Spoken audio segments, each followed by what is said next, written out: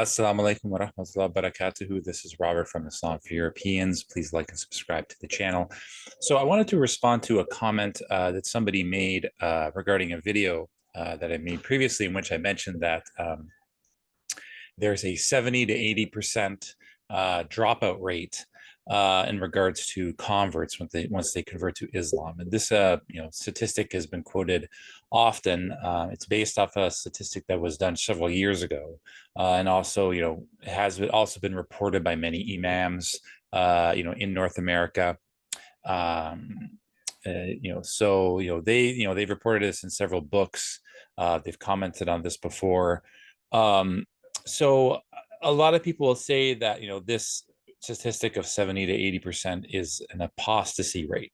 I don't think that gives the full picture. So I like to call it a dropout rate instead. The numbers are still abysmal. I mean, we should be absolutely ashamed that we're reaching these numbers. But I don't think that many Islamic organizations or mosques really want to take a deep dive into understanding the underlying reasons why this is. The solutions that they propose, even though they're not ineffectual, they do help out a little bit. It doesn't really get at the main issue as to why you see a 70 to 80% dropout rate of converts. So just in general, I mean, we have to differentiate between people who take their shahada and then those who quote unquote drop off afterwards. Now you have to ask yourself, what's the criteria for this? What is our metric to count someone as a convert who's quote unquote left Islam or apostatized? And I don't think that this is the same thing as someone who leaves Islam. Someone who technically speaking, a Muslim is somebody who believes that there's only one God and that Muhammad is his prophet, the final messenger, peace be upon him. Right. So, that should be our criteria.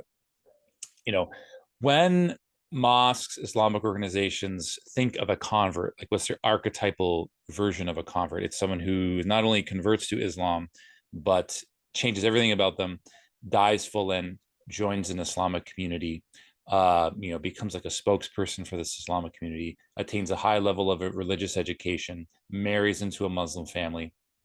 So this is what their opinion is of a convert in general. The truth is that many people who take their shahada don't reach this level. They may reach this level after years.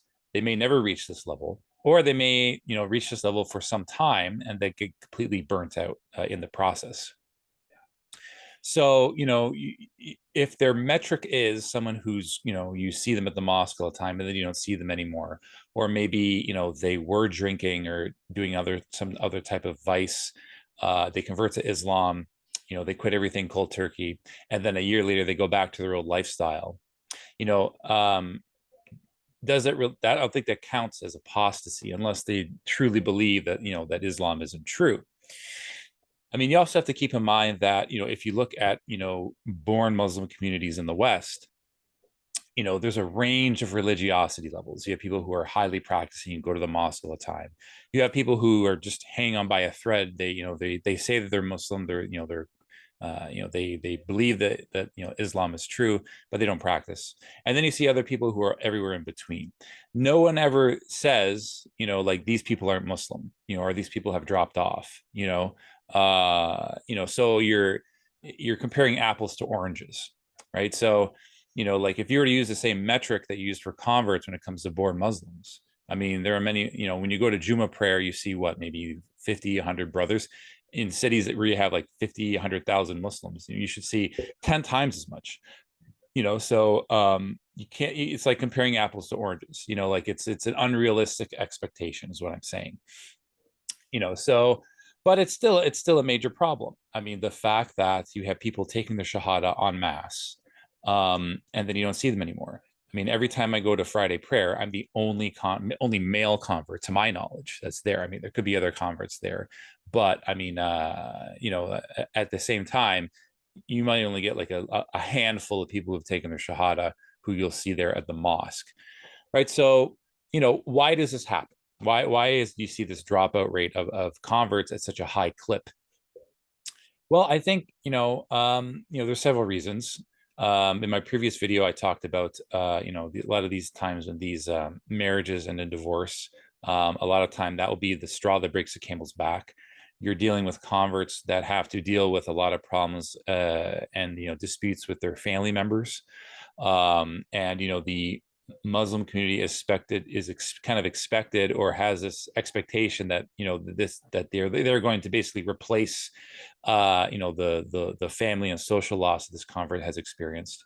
When they realize that that is a square peg for a round hole, and or not sufficient enough, that's when their family has most of the resources. You have people who are on the brink of being homeless, and then they who are in dire economic need, and you have a Muslim community who's economically strapped to begin with. They're trying to keep their mosque running. They're trying to donate to Gaza, and they don't have the money, the time, and the resources to deal with these converts. A lot of these converts, if they're in dire need, they'll end up going back to their family in terms of, well, we can support you. You can come back, live in our house, but you can't be Muslim anymore, or you can't practice Islam. Right. And that's when they, say, what, maybe this Islam thing, I wasn't cut out for it. Maybe I jumped into it too soon. And then I don't want to do this anymore. I mean, there's the angle of previous addictions. You have people coming into Islam that were in sexual relationships, either with a non-Muslim partner or even a Muslim partner. And then once they convert to Islam, it's like, okay, now you're expected not to do these things. So you're going to lose economic and social benefits of that. So coupled with converting to Islam is people who have to make the decision to break up with their partner, and then you're entering into a Muslim community where they're complete outsiders. They don't really know many people in the community, and if you have people who are introverted to begin with, it's difficult for them to make connections and things of that nature. And on top of that, converts living in a totally different paradigm and than born Muslims living in the West. For born Muslims, their whole family's Muslim. They're visibly Muslim. They don't know there's little to no interaction with non-Muslim Westerners. And for converts, it's a complete inverse. So so that's one angle. I mean, you have people who are coming in who have previous addictions to drugs and alcohol. And once they start using again, that's when they feel so much shame that they don't want to go back to the Muslim community. I mean, think about it. You have someone who converts to Islam, they're previously drinking or doing drugs. The Muslim community showers them with all these gifts and money and whatnot, puts them in the spotlight. And then they start going back to their old lifestyle. A lot of them just feel so much shame that they just don't want to come back. They feel that they let the Muslim community down. And that's, another problem of convert pedestalism, like putting this convert up on a pedestal. In most cases, it's not healthy. So you get the vice angle and definitely the loneliness angle. I mean, people, converts are coming in, they're incredibly lonely. They don't fit in with their own society to begin with. So they had a lot of social loss. And for the most part, you have, Muslim communities, when you go to Friday prayer or, Taraweeh, or, like any other event that's going on in the mosque, when it comes to religious observance, there's very little social interaction. It's all about worshiping God. So there's very few places for them to interact socially. And, a lot of Muslims just stick to their own, really. They don't really say hi. Many of them don't smile at you. Many of them don't return the salam back. And even if you do get into a conversation, besides the fact that we believe, in the same creed, there's not really much that both of us can relate to. Right. So, so these are some of the reasons why you see such a large dropout rate of converts. It's very low. And, tragically, another problem is that a lot of some Islamic leaders, Islamic organizations, they refuse to acknowledge that this problem even exists. Like I will tell well-known Muslims who've been converts, even who've been Muslims for decades, and they will just look at you like you have three heads. Like, what are you talking about? Like there's a 70 to 80% dropout rate of converts. Where are your statistics? Right. And this is the problem, another problem just in general of, Muslim communities in the West. We don't do research. We don't do quantitative research. We don't do qualitative research. And this affects not just converts, but the entire Muslim community. When you look at, problems faced by the youth, when you look at problems faced by, recent arrivals, when you look at problems faced by converts, the Muslim community doesn't do research. They don't look at statistics. And even if they were to do a survey, you need someone who has a background in research to be able to understand that whenever you do surveys and whatnot, you're going to have biases in research. You're going to have selection biases, attrition biases, survivorship bias. And they're not going to be able, if you don't have someone who's trained in that, it's just going to fall apart. They're going to look at the raw data and, make all these false conclusions. The first thing you teach you in statistics class is correlation doesn't mean causation, right? So if you're going to do, if you're going to try to research this, let's say, you want to do a research study on why converts leave Islam, you do a survey, you put up board, papers at the mosque, and then the people who come in, they're already involved in the mosque already, so they aren't going to be very aware of these people who are, converting to Islam, and then you never see them again. That would take some kind of really intense kind of interview methods in order to gain that, and even still, like, when it comes to embarrassing events like a divorce that happens, from converting to Islam, when you've, like fallen back into vice because you converted to Islam, these are things that, Muslims, shouldn't be talking about, and they just don't really want to air the dirty laundry. So it's very difficult to assess statistically why you see such a large dropout rate of converts, but it's still, you have to recognize that it exists. And we've seen from one article that I've seen a 400% increase of converts to Islam, since October last year. So where are they? Like, there's, we should at least be scratching our heads as to why this is. And it's really a major problem. And if you don't understand this problem, one of two things will happen. One, either these converts are going to drop off when they find out that a mosque isn't really designed to ameliorate their problems, to supplant the loneliness, to be able to answer their questions, or even give appropriate religious education that's for them, it's just too advanced. And the second thing might happen is that the Muslim community will be like, okay, we really need to help out these converts. Let's do a fundraiser. They'll raise thousands of dollars. But the solutions that they propose will do little to nothing. And then you've just thrown money down the drain, money that could have gone to Gaza, money that could have gone to Sudan. But, you're just, because you don't understand what the problems are, you're just throwing money at the problem. I don't want to put all the blame on Muslim communities for this, because converts themselves, even when we convert to Islam, we're very naive and we don't understand all these problems and complexities. Like a lot of born Muslims will come to me and they say, Rob, I watch your videos. I think they're excellent. And I feel really bad that, Muslim communities in the West haven't been able to help out converts sufficiently. So, second. My response to that is, even if you were to survey, existing converts, they wouldn't know what the problem is. They're the biggest reinforcers of the Medina model. They've dove into a Muslim community. They've assimilated. They wear the thobe and the kufi, or the black niqab. They've attained a high level of religious education. They've maybe made hijrah. They've changed their vocabulary. They've changed their accent. They're completely unrecognizable to their previous community.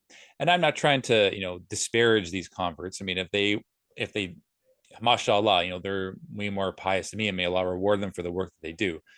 But if you were to ask them why do converts have a 70 to 80% dropout rate, the answers that they'll give you will completely reinforce, the Medina model, and they'll reject any type of idea that, maybe converts should be organizing themselves in order to solve their own problems, right? That just goes hand in hand with what I was saying the whole time, and that one of the largest problems is, managing the relationship with your non-Muslim family.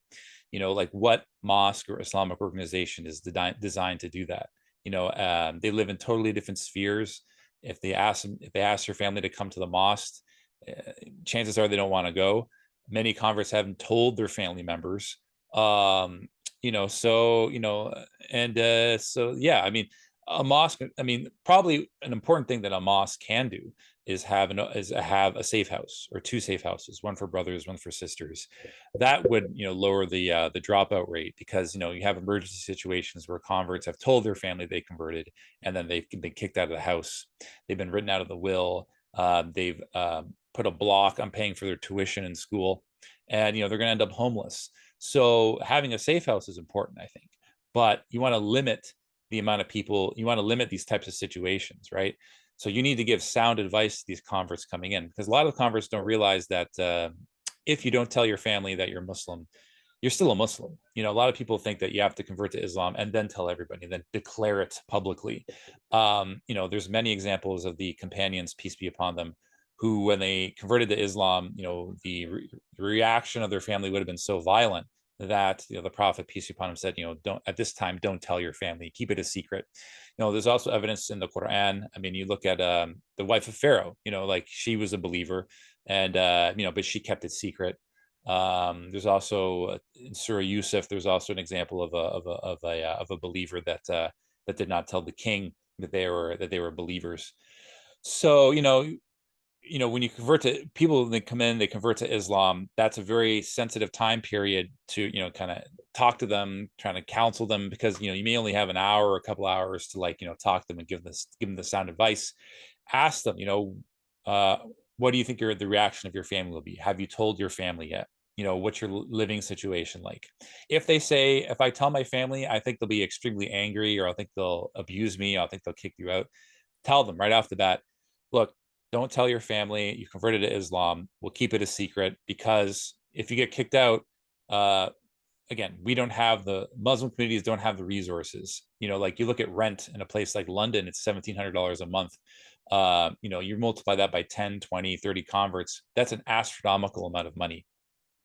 So yeah, and I think that over time, maybe once they be better to their parents, and their parents see the positive changes in their life, it might soften their hearts, and they might have time to get their affairs in order and move out, so that way when they do tell their family, it doesn't result in a horrible situation like this.